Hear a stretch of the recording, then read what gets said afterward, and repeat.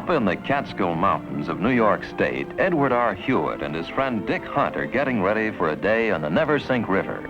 Ed has fished so much and written such excellent fishing books that he is sometimes called the Dean of American fly fishing. On the Neversink, which is about as pretty a trout stream as one ever saw, crack anglers like Hewitt and Hunt use rods about 3½ ounces in weight, very long leaders tapered to 4 or even 5X, and flies, usually dry flies, that run from tiny number 16s to midget 22s. Ed ties on a fly, and while Dick gets his pipe going, he starts casting, and soon is fast to a nice fish. In the cold water of the Neversink, trout grow strong and fight hard.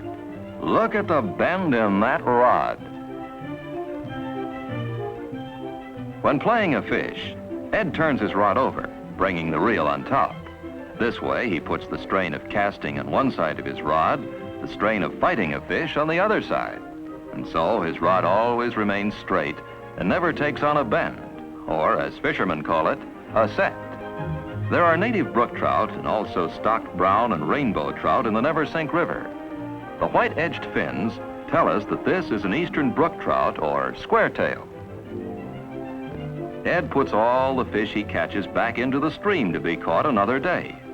As he releases a fish, he is careful not to injure it by squeezing it too tight. After a bit, Ed puts on a spider fly. He claims that a spider won't act right if tied on anything heavier than a number 16 hook. But you don't fish it like a dry fly, properly tied and oiled.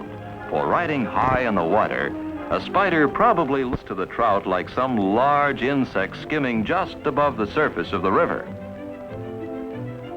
Ed doesn't bother to use a net.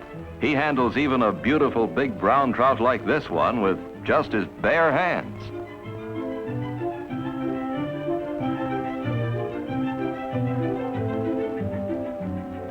While Dick Hunt is working a rough bit of water a little way downstream, Ed ties into still another good fish. That trout is a scrapper for fair. Some people think fish drive themselves through the water by the use of their fins. But look at this fellow's tail action. It's the tail that does the trick, for the tail is a fish's real propeller. If more people would follow Ed Hewitt's practice and put back even some of the trout they catch, we would have ever so much better fishing.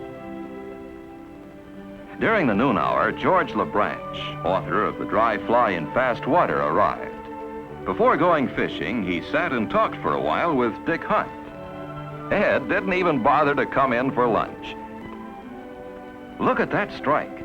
That's a big one, and he really hit. And look at him jump. He acts like a rainbow. Ed's holding him pretty tight, though. Too tight, maybe. That's heavy water, and it looks as though something might give. Uh-oh, there goes that old tackle buster. Fortunately, neither Dick nor George was looking. 10 minutes later, Ed was still sputtering about the trout that got away. He really took it hard. Below this dam, some whopping big brown trout are just waiting to hit a fly. So keep your eyes on that spider. Wham! Did you see that one strike? He missed, but Ed's spider drops on the water again as light as a ball of down. And how the brown trout do go for it. Ed Hewitt is indeed a great sportsman, and he is truly the Dean of American fly fishing.